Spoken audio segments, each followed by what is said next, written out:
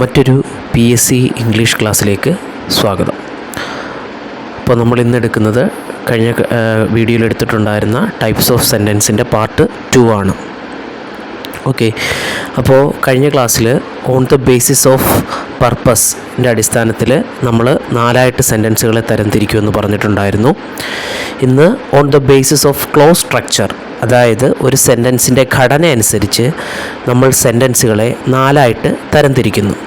ഏതൊക്കെയാണെന്ന് വെച്ച് കഴിഞ്ഞാൽ 1 simple sentence, 2 compound sentence, 3 complex sentence, 4 compound complex sentence. ഇതാണ് 4 ടൈപ്പ് സെൻറ്റൻസുകൾ. ഇതിൽ ഒന്നാമത്തതാണ് സിമ്പിൾ സെൻറ്റൻസ്. നമ്മൾ സാധാരണ അക്കാഡമിക് തലങ്ങളിൽ പഠിക്കുന്നത് പോലെയല്ല, നമുക്ക് PSC എക്സാമിൽ അല്ലെങ്കിൽ മത്സര പരീക്ഷകളിൽ വളരെ പെട്ടെന്ന് തന്നെ ഓപ്ഷനിൽ നിന്ന് കണ്ടെത്താവുന്ന രീതിയിലായിരിക്കും നമ്മൾ ഈ സെൻറ്റൻസ് ഐഡൻറ്റിഫൈ ചെയ്യാനുള്ള മാർഗ്ഗങ്ങൾ പറഞ്ഞു തരുന്നത്. അപ്പോൾ അത് കൃത്യമായിട്ട് നിങ്ങൾ ഒന്നുകിൽ നോട്ട് പ്രിപ്പയർ ചെയ്യുക, അല്ലെങ്കിൽ 2-3 വട്ടം വീഡിയോ കണ്ട് പഠിച്ച് മാറ്റിയാൽ മതിയാകും. ഓക്കെ, അപ്പോൾ സിമ്പിൾ സെൻറ്റൻസ് ഐഡൻറ്റിഫൈ ചെയ്യുന്നതിന് ഒന്നാമത്തെ മാർഗം, സാധാരണയായിട്ട് സെൻറ്റൻസുകളിൽ കോമ വരാറില്ല. ഓക്കെ, അതായത് നോർമലി സെൻറ്റൻസുകളിൽ സിമ്പിൾ സെൻറ്റൻസുകളിൽ കോമ ഉപയോഗിക്കാറില്ല. എന്നാൽ കോമ ഉള്ള സെൻറ്റൻസുകൾ കാണും, പക്ഷേ പേടിക്കേണ്ട, അത് നമുക്ക് പെട്ടെന്ന് ഐഡൻറ്റിഫൈ ചെയ്യാൻ പറ്റും. ഓക്കെ, അപ്പോൾ ഒന്നാമത്തെ പോയിൻ്റായിട്ട് സാധാരണ സെൻറ്റൻസിൽ കോമ കാണില്ല.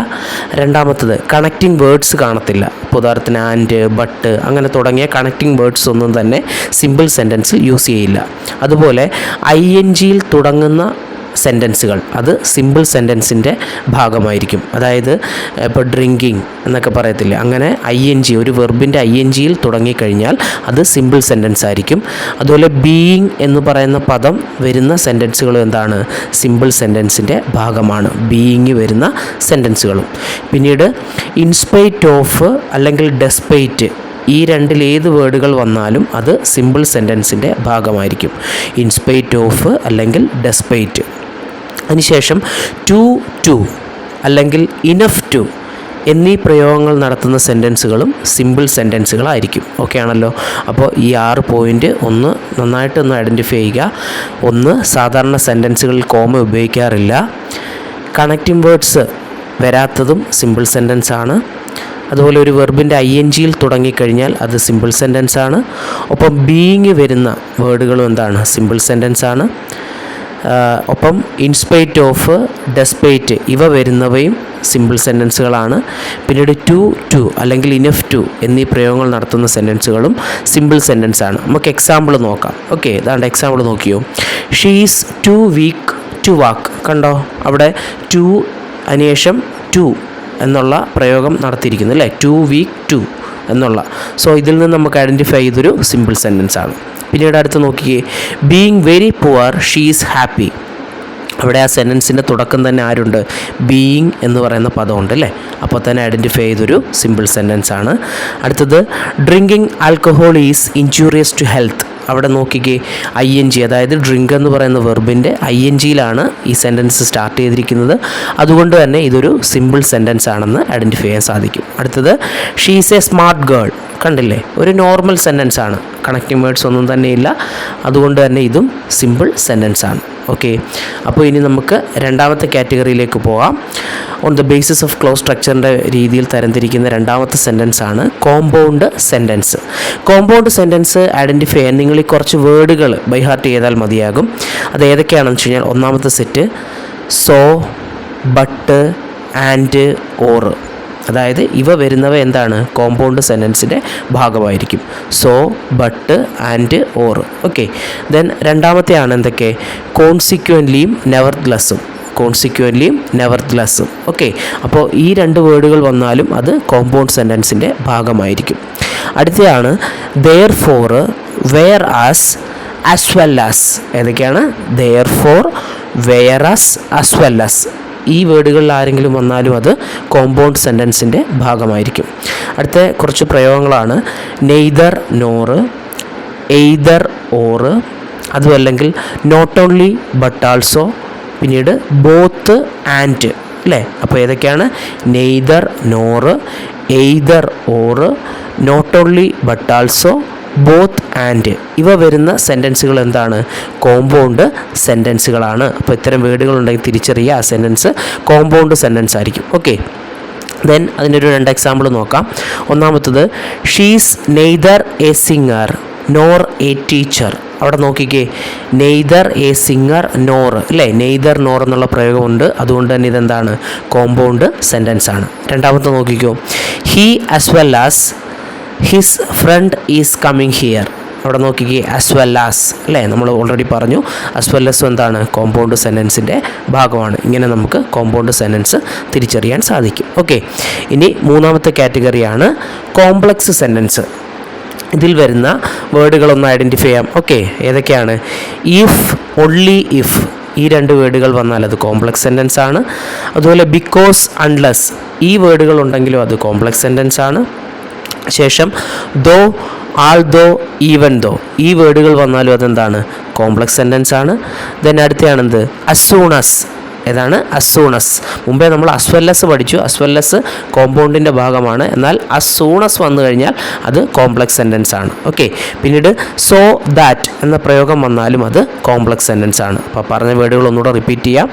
If, only if, because, unless, though, although, even though, as soon as, so that. ഇത് കൂടാതെ റിലേറ്റീവ് പ്രോനൗണുകളായിട്ട് ഉപയോഗിക്കുന്ന പദങ്ങൾ വന്നാലും അത് കോമ്പൗണ്ട് സെൻറ്റൻസിൻ്റെ ഭാഗമായിരിക്കും. ഇപ്പോൾ ഉദാഹരണത്തിന് നമ്മുടെ WH ക്വസ്റ്റ്യൻ വേർഡ് തന്നെയാണ് റിലേറ്റീവ് പ്രോനൗണുകളായിട്ട് നമ്മൾ ചില സെൻറ്റൻസുകളിൽ ഉപയോഗിക്കുന്നത്. അപ്പോൾ ഇത്തരത്തിലുള്ള റിലേറ്റീവ് പ്രോനൗണുകൾ വന്നു കഴിഞ്ഞാൽ അത് കോമ്പൗണ്ട് സെൻറ്റൻസിൻ്റെ ഭാഗമായിരിക്കും. ആ വേർഡുകൾ ഏതൊക്കെയാണ്? ഹൂ, ഹുസ്, ഹുമ്മ്, വിച്ച്, വെന്ന്, വേറ്, വൈ, വാട്ട്. അതുപോലെ തന്നെ അസും ദാറ്റും എന്താണ്, റിലേറ്റീവ് പ്രോനൗണിൻ്റെ ഭാഗമാണ്. ഏതൊക്കെയാണ്? Who, who's, ഹുമ്മ്, which, when, where, why, what, as, that. Okay, അപ്പോൾ മുമ്പ് പറഞ്ഞ ആ വേർഡുകളും റിലേറ്റീവ് പ്രോനൗണുകളും എന്തിൻ്റെ ഭാഗമാണ്? കോമ്പൗണ്ട് സെൻറ്റൻസിൻ്റെ ഭാഗമാണ്. ഓക്കെ, 2 എക്സാമ്പിൾ നോക്കാം. ഒന്നാമത്തെ നോക്കിക്കോ, this is the man who came here. കണ്ടില്ലേ, അവിടെ ഇടയ്ക്കൊരു വേർഡ് കണ്ടോ, ഹൂ. ദാറ്റ് മീൻസ് അത് റിലേറ്റീവ് പ്രോനൗണായിട്ടാണ് ഈ സെൻറ്റൻസിൽ വന്നിരിക്കുന്നത്. അപ്പോൾ അതിൻ്റെ അർത്ഥം ഇതെന്താണ്, ഒരു കോംപ്ലക്സ് സെൻറ്റൻസ് ആണ്. ഓക്കെ, ദെൻ അടുത്ത് നോക്കിക്കോ, if he came here he would get the book. അവിടെയും തുടക്കത്തിൽ തന്നെ ആര് വന്നിട്ടുണ്ട്? ഇഫ് എന്ന് പറയുന്ന പദം വന്നിട്ടുണ്ട്. അതുകൊണ്ട് തന്നെ ഇതെന്താണ്, ഒരു കോംപ്ലക്സ് സെൻറ്റൻസ് ആണ്.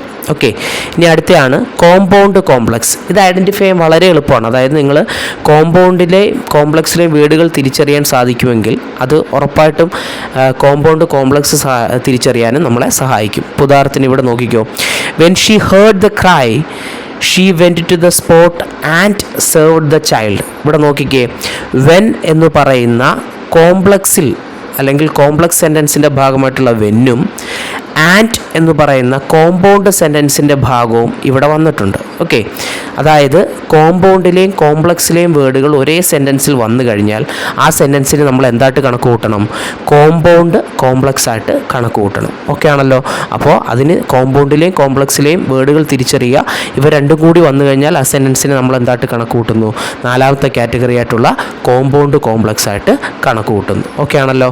ഇനി ഈ പറഞ്ഞു തന്നതിൽ നിങ്ങൾ ശ്രദ്ധിക്കേണ്ട പോയിന്റുകളാണ്. എസ്പെഷ്യലി നിങ്ങൾ ഒന്നുകൂടി നോട്ട് ചെയ്യണം.